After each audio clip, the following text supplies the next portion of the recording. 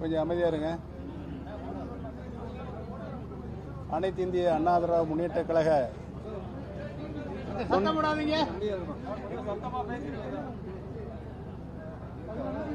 அனைத்து இந்திய நெருங்கி வாங்க மைக் இருக்குல்ல. அப்புறம் அனைத்து இந்திய அண்ணா திராவிட முன்னேற்ற கழக தொண்டர்களின் உரிமை மீட்பு குழுவின் சார்பாக அமைப்பு ரீதியாக மாவட்ட கழகங்களின் அமைப்பு ரீதியாக 88 மாவட்டங்கள் செயலாற்றி கொண்டிருக்கிறது. தமிழகத்தில் புதுச்சேரி உள்பட 89 அமைப்பு ரீதியாக செயல்பட்டு கொண்டிருக்கிறது. அனைவரையும் மாவட்டம் வாரியாக அனைத்து மாவட்ட செயலாளர்களையும் தலைமை கழக நிர்வாகிகளையும் மாவட்ட கழக நிர்வாகிகள் மற்றும் கழக நிர்வாகிகள் அனைவரையும் அழைத்து எதிர்வரும் 2026 சட்டமன்ற தேர்தலை எதிர்நோக்கி இருக்கின்ற நாம் எந்த மாதிரியான முடிவுகளை எடுத்தால் இந்த இயக்கத்தை தோற்றுவித்த உருவாக்கிய நிறுவன தலைவர் புரட்சித் தலைவர் எம்ஜிஆர் அவர்களுக்கும் இந்த இயக்கத்தை யாராலும் வெல்ல முடியாத இயக்கமாக உருமாற்றி தந்த வளர்த்த கழகத்தினுடைய காவல் தெய்வம் புரட்சித் தலைவி அம்மா அவர்களுக்கும் நற்பெயர் கிடைக்கும் என்பதனை கருத்தில் கொண்டு இன்றைக்கு அனைவரும் தங்களுடைய அந்தந்த மாவட்ட கழகத்தினுடைய இருக்கின்ற நிர்வாகிகள் அனைவரையும் அழைத்து அவருடைய கருத்துக்களை கேட்டு பதிவு செய்திருக்கிறோம்.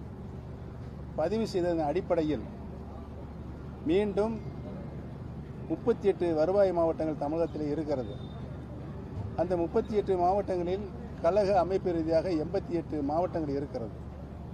தலைமை கழகத்தினுடைய நிர்வாகிகள் அத்தனை மாவட்டங்களுக்கும் வருவாய் மாவட்டங்களுக்கு உள்ளடக்கிய கழக மாவட்டங்கள் உள்ளடக்கிய வருவாய் மாவட்டங்களுக்கு நேரடியாக சென்று ஒவ்வொரு மாவட்டத்தினுடைய வருவாய் மாவட்டத்தினுடைய கழக நிர்வாகிகள் கூட்டத்தினையும் கூட்டி ஒரு 15 தினங்களுக்குள் அங்கேயும் அவருடைய கருத்துக்களையும் அங்கே இருக்கின்ற தொண்டர்களுடைய கருத்துக்களையும் அங்கே இருக்கின்ற பொதுமக்களுடைய கருத்துக்களையும் கேட்டு அறிந்து எங்களுடைய நிலையான நீடித்த முடிவை நாங்கள் நல்ல முடிவை அறிவிப்போம் என்பதற்காகத்தான் இன்றைக்கு இந்த ஆய்வுக் கூட்டம் நடைபெற்றது என்பதை தெரிவித்துக் கொள்கிறேன். இப்போ நீங்கள் கூட்டணியை பொறுத்த வரைக்கும் எந்த மாதிரி இருக்கு? ஏன்னா நீங்கள் தொடர்ந்து நீங்கள் ஒரு பக்கம் சொல்லிட்டு இருக்கீங்க, அவங்க ஒரு பக்கம் சொல்லிட்டு இருக்காங்க. இப்போ தேர்தலில் வந்து இப்போ அடுத்த கட்டத்துக்காக போகணும். இந்த பூத்து கமிட்டி ஏஜென்ட் எல்லாமே அடுத்த போயிட்டு இருக்கு. அது முக்கியமானது. அதிமுக பொறுத்த வரைக்கும் மிக பவர்ஃபுல்லானது பூத் கமிட்டி ஏஜென்ட் இதெல்லாம் இந்த விஷயங்கள்லாம். இப்போ நீங்கள் எப்படி ஒன்று சேர்ந்துருக்கிறதுக்கான அது எந்த மாதிரி எந்த அளவில் இருக்குது?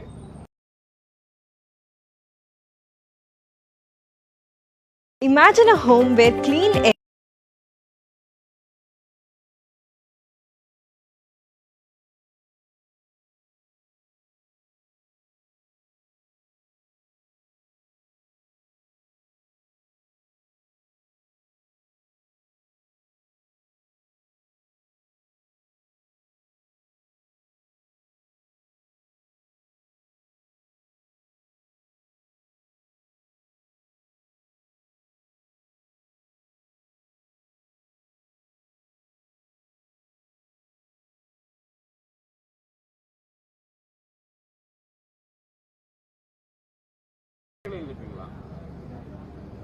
இரட்டை இலை சின்னத்தை பொறுத்தவரையில் ஈரோடு கிழக்கு தொகுதியில் தற்காலிகமாகத்தான் அங்கு இரட்டை இலை சின்னம் தரப்பட்டது.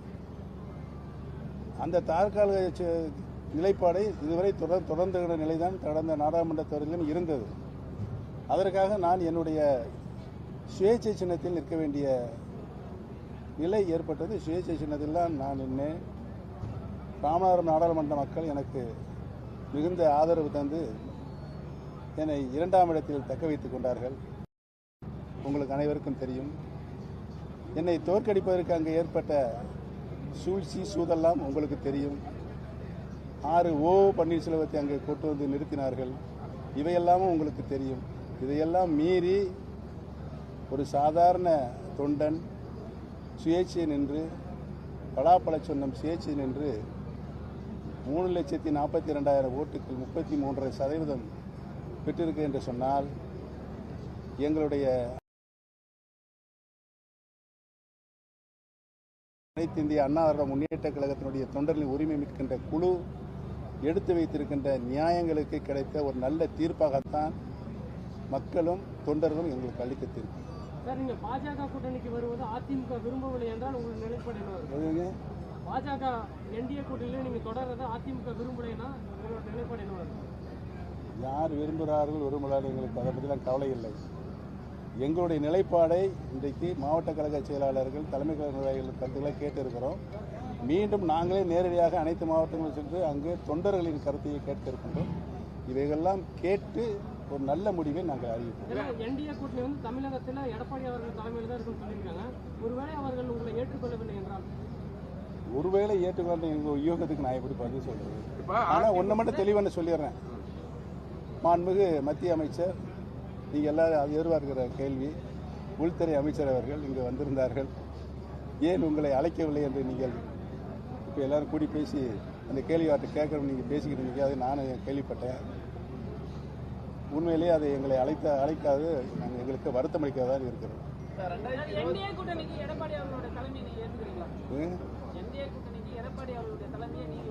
இன்னைக்கு இருக்கிற சூழ்நிலையில் நீங்களே சொல்லுங்க, ஏற்றா நல்லதா ஏற்கவில்லை என்றால் நல்லதா? நான் ஏற்கனவே ஆரம்பத்திலே சொல்லிட்டேன், எங்கள் தொண்டர்களுடைய கருத்துக்களை கேட்டு நான் உங்களிடம் ஒரு நல்ல முடிவை அறிவிப்பேன் என்று. அதுக்குள்ளே அவசரப்பட்ட அப்படி. பாஜக தலைமையோட நெருக்கமா இருக்கீங்களா? என்டிஏ கூட்டணியில் நான் இன்று வரை இருக்கிறோம்.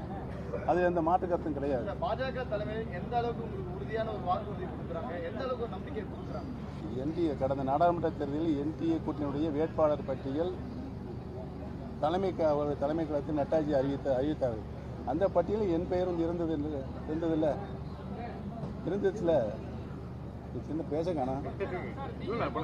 என்னன்னா இப்ப அதிமுக வந்து என்டிஏ கூட்டணி நீங்க எந்த கட்சின்னு போய் சொல்லுவீங்கன்னு பாவாங்க. அதான் கேட்கறது என்னன்னா, நாங்க எங்களுடைய உரிமை புரட்சி தலைவர் அனைத்து இந்திய அண்ணா திராவிட முன்னேற்ற கழகத்தை உருவாக்கிய போது தொண்டர்களின் உரிமைக்காக என்ன கொடுத்தார்? மிகப்பெரிய உச்சபட்ச அதிகாரத்தை கொடுத்தார்.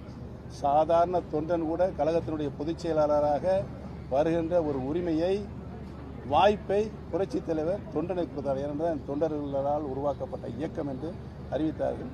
அதை பின் மக்கள் இயக்கமாகவும் மாற்றினார்கள் புரட்சி தலைவர் எம்ஜிஆர் அவர்கள். அந்த இயக்கத்தை மாண்புமிகு அம்மா அவர்கள் மிக உச்சாணி கொம்புகள் கொண்டு போய் நினைத்து யாராலும் வெல்ல முடியாத இயக்கமாக உருவாக்கினாலும் ஒன்று நிலையும் நிலைமை இப்போது எப்படி இருக்கின்றது நிலையும். ஆகவே பிரிந்து கிடக்கின்ற அனைத்து இந்திய அண்ணா திராவிட சக்திகள் ஒன்றிணைந்து செயல்பட வேண்டும் என்பது எங்களுடைய நிலைப்பாடு. இவ்வளவு பேர் உங்க பின்னாடி இருக்காங்க, தொடர்ந்து பயணம் பண்ணி இவ்வளவு பேர் உட்கார்ந்துட்டு இருக்காங்க.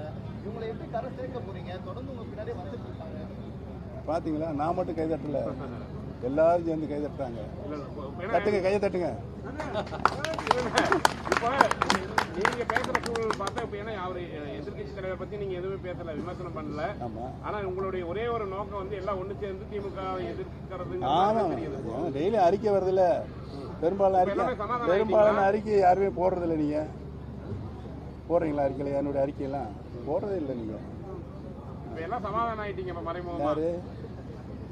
என்னை பொறுத்தவரை மறைமுகமா எந்த பேச்சுவார்த்தையும் யாரையும் கிடையாது.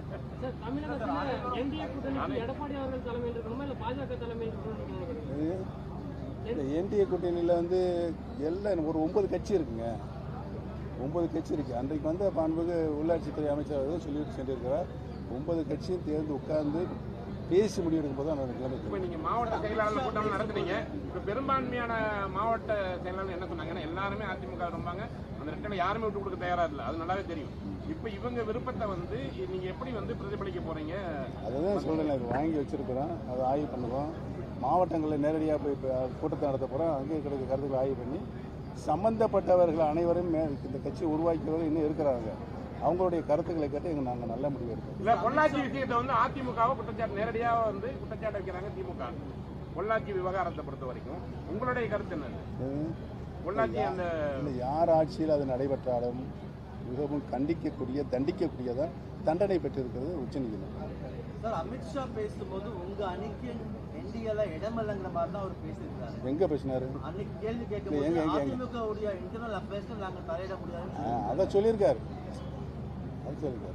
நீங்க வந்து சமரசத்துக்காக, அதாவது இதே எடப்பாடி பழனிசாமி பிரைம் மினிஸ்டர் பக்கத்தில் உட்கார்ந்துட்டு ஏந்திரிச்சு வந்தாருன்னா, திருப்பி கூட்டணியில் சேர்ந்தாருன்னா, நாளைக்கு ஏன் மாறக்கூடாது என்று நினைக்கிறீர்கள்? எல்லாம் ஒன்று சேர்ந்தால் தான் நம்ம வெற்றி பெற முடியும். ஓபிஎஸ் அதிமுக எல்லோரும் ஒன்று சேர வேண்டும் என்று ஏன் வரக்கூடாது மாற்று கருத்து? நிச்சயமாக வரும். வரவில்லை என்றால் எங்களை இணைக்காமல் அதிமுக வெற்றி பெற முடியாது. இது பொதுமக்கள் கட்சிக்காரர்களுடைய எண்ணம். சமரசம் நோக்கி போறீங்களா? அது கரெக்டா சொல்றது. சமரசம் நோக்கி போறீங்களா? நீங்க கேட்கறதுல அர்த்தமே இல்லை. நீங்க கேட்கறது இல்லை. பிரிந்து கிடக்கிற சக்தியில் அனைவரும் ஒன்றிணைய வேண்டும் என்று சொல்லிவிட்டோம்.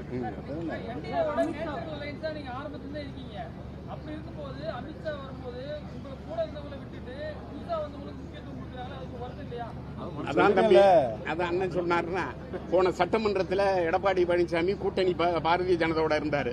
நாடாளுமன்றத்தில் அவரே கூட்டணி இல்லைன்ட்டு வெளியில வந்தாரு. இப்ப கூட்டணிக்கு ஒத்து வந்திருக்கிறாரு. நாளை மாறும். இந்த இயக்கத்தினுடைய தொண்டர்கள் விருப்பம் நிறைவேறலாம். நிறைவேறவில்லை என்றால் அண்ணன் சொன்னது போல ஒவ்வொரு மாவட்டமாக சென்று தொண்டர்கள் விருப்பத்தை கேட்டு அண்ணன் முடிவெடுப்பான். நாங்கள் முடிவெடுப்போம்.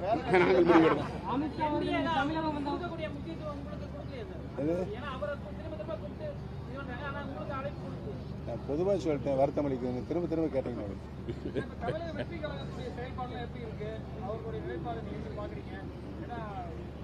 ஏற்கனவே அன்பு சகோதரர் விஜய் அவர்கள் அரசியல் ரீதியான ஒரு இயக்கத்தை ஆரம்பிக்கும் போதே நான் அதை வரவேற்றிருக்கிறேன். அவருடைய இலக்கு எதை நோக்கி சென்று கொண்டிருக்கிறது என்பதனை அவருடைய அரசியல் ரீதியான செயல்பாடுகளை பார்க்கும்போது தான் அவரை பற்றிய ஒரு கருத்துக்களை சொல்ல முடியும் என்று ஏற்கனவே சொல்லியிருக்கிறேன். இன்றைக்கு வரைக்கும் ஒரு நல்ல இலக்கை நோக்கித்தான் அவர் சென்று கொண்டிருக்கிறார். முன்னாள் முதல்வர் ஒரு தலைவராக நீங்க என்டிஏ அணியில் இருக்கக்கூடியவராக இது ஒரு திமுக அரசை வீழ்த்துவதற்காக கண்டிப்பா ஒரு வியூகம் வச்சிருப்பீங்க. நீங்க என்டிஏ கூட்டணிக்கு வேற எந்தெந்த மாதிரி கட்சி கிட்ட நீங்க பேச்சுவார்த்தை தனிப்பட்ட முறையில் அதாவது எடுத்துருக்கீங்க? தனிப்பட்ட முறையில் என்டிஏல இருக்கின்ற அனைத்து கட்சிகளும் திரு எடப்பாடி பழனிசாமி தவிர்த்து அனைத்து பேரும் எங்களுடன் பேசிக்கொண்டு தான் இருக்கிறார்.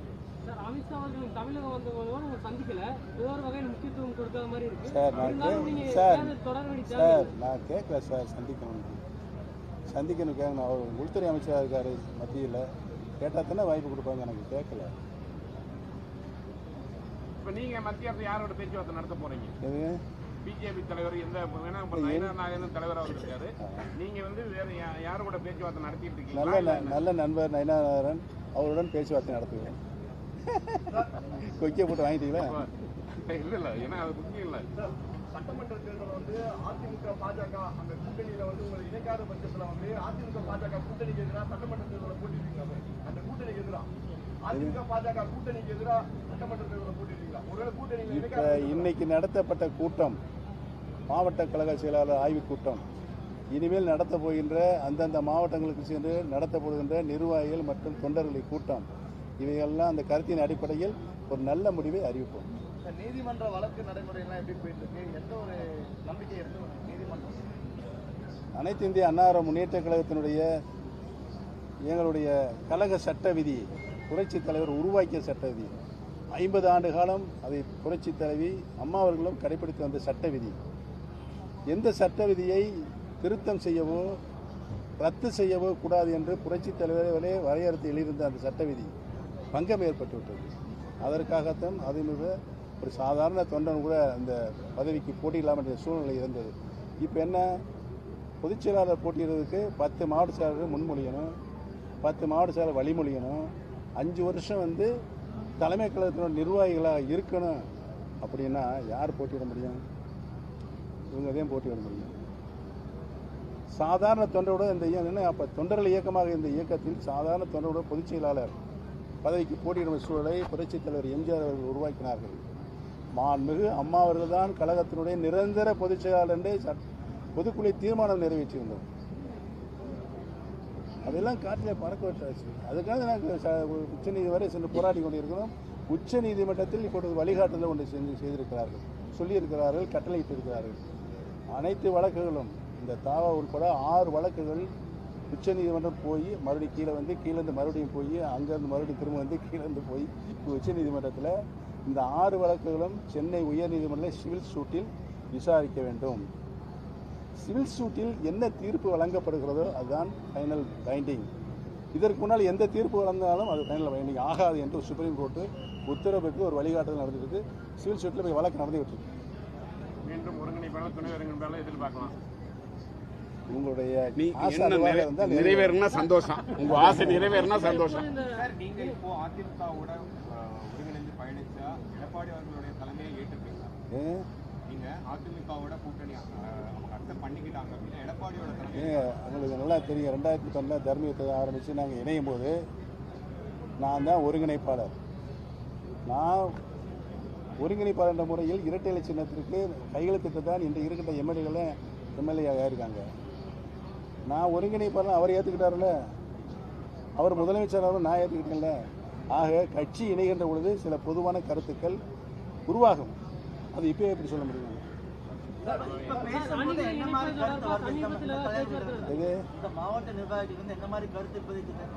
புரட்சி தலைவர் எம்ஜிஆர் எந்த நோக்கத்திற்காக இந்த இயக்கத்தை உருவாக்கினார்களோ, வளர்த்தார்களோ, 50 ஆண்டு காலம் இந்த இருவரும் தலைவர்கள் புரட்சி தலைவர் அம்மா அவர்கள் இந்த இயக்கத்தை எந்த நிலையிலிருந்து வளர்த்தார்களோ, 50 ஆண்டுகள சரித்திரத்தில் உருவான இந்த இயக்கம் 35 ஆண்டு காலம் அனைத்து இந்திய அண்ணா முன்னேற்ற கழகம் ஆட்சியில் இருந்திருக்கிறது. எந்த இயக்கத்திற்கும் இல்லாத ஒரு வரலாற்றை இந்த இருவரும் மாபெரும் தலைவர்கள் உருவாக்கி இருக்கிறார்கள். அந்த வரலாறு தொடர்ந்து இந்த அனைத்து இந்திய அண்ணா முன்னேற்ற கழகத்திற்கு நிரந்தரமாக இருக்க வேண்டும் என்பதுதான் எங்களுடைய நிலைப்பாடு. அதற்காகத்தான் நாங்கள் போராடி கொண்டிருக்கிறோம். அதற்காகத்தான் பிரிந்து கிடக்கின்ற அனைத்து இந்திய அண்ணா முன்னேற்ற சக்தியெல்லாம் ஒன்றிணைய வேண்டும் என்று சொல்லிக் கொண்டிருக்கிறோம்.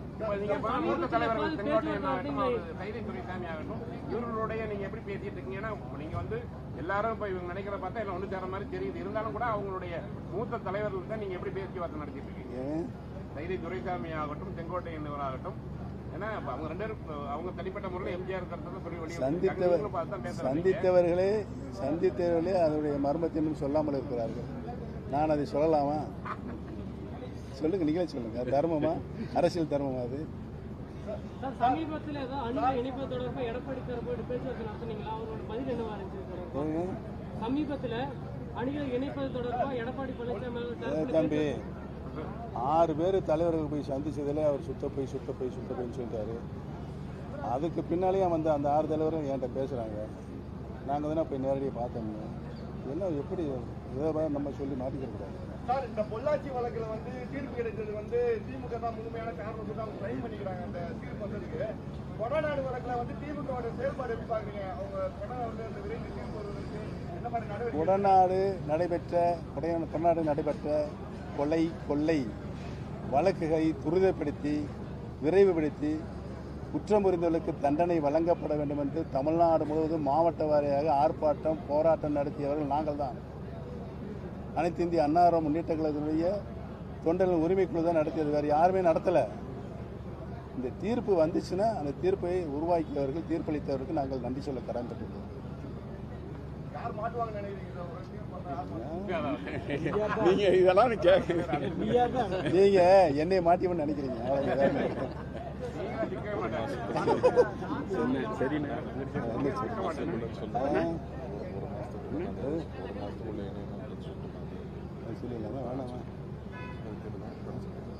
அது வேணா ஒரு கண்டிஷன் போடுற மாதிரி இருக்கு. நானும் யோசனை பண்ணி பார்த்தேன். இந்த வருத்தம் அளிக்கிறது சொல்லிட்டோம். யாராவது கேட்குறீங்களானே? நீங்க ஊண்டி உட்கார்றதுக்கு பார்த்தா விடிய கேட்டுக்கிட்டே இருப்பீங்க. நீங்க முடிவு பண்ணிட்டீங்கல்ல ஒண்ணு சேர்றதுன்ட்டு, ஆனா அப்படியே பட்டப்படாமே இருக்கிறீங்கன்னு தெரிஞ்சு வச்சு எப்படி இல்ல எல்லாம் ஒண்ணு சேர்ந்துட்டீங்க. மறைமுகமா சேர்ந்து அடிக்கிற மாதிரி அடிக்கிற திட்டுற மாதிரி திட்டுங்கிற மாதிரி இருக்குது. இப்போ அப்படியெல்லாம் என்னை பொறுத்தவரை எந்த காலத்தில் நடந்தது கிடையாது. தொண்டர்கள் அதான் விரும்புறாங்க. ஆனா பிஜேபி தொண்டர்கள் மட்டும் இல்ல, பொதுமக்களே அதான் விரும்புறாங்க. அதை சொல்லுங்க நீங்களாம். எதிர்ப்பு இவங்களுக்கு கொஞ்சம் இடம் கொடுங்க. இவங்களுக்கு நீங்களே கேட்டுக்கிறீங்க. தாராளமா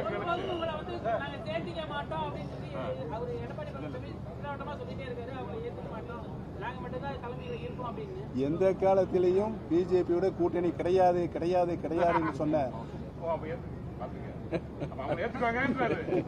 அப்ப நீங்க வந்து அவர் அழைப்பு வரும் இல்ல அதை சொன்னது யாரு? அவர் தான் சொன்னாரு. அவரும் கூப்பிடுவாருன்றீங்க. இல்ல அவர் சொன்னாரு. இப்ப போய் யார்கிட்ட இணைஞ்சிருக்காரு?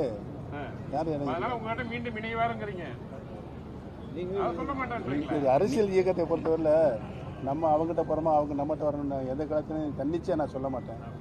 அனைவரும் இணைய வேண்டும் என்றுதான் சொல்லுவேன்.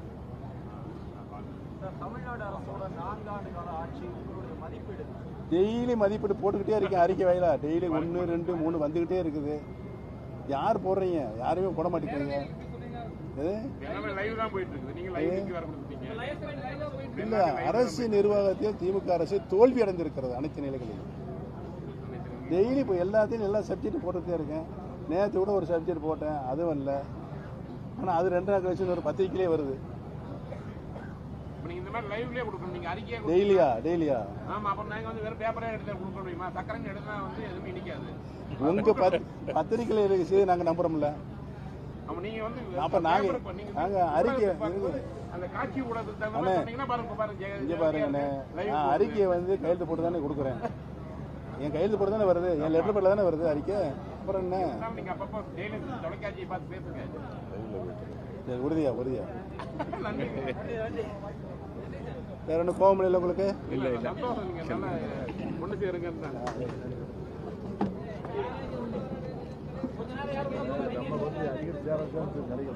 ஐயா ஓபிஎஸ், ஐயா ஓபிஎஸ், அம்மாவின் அரசியல் வாரிஸ், அம்மாவின் அரசியல் வாரிஸ், ஐயா ஓபிஎஸ், அம்மாவின் அரசியல் வாரிஸ், ஐயா ஓபிஎஸ், அம்பேத்கர் ஐயா ஓபிஎஸ், சிடி நாயர் ஐயா ஓபிஎஸ், 2026 ஐயா ஓபிஎஸ். சவுண்ட் கொடுங்க.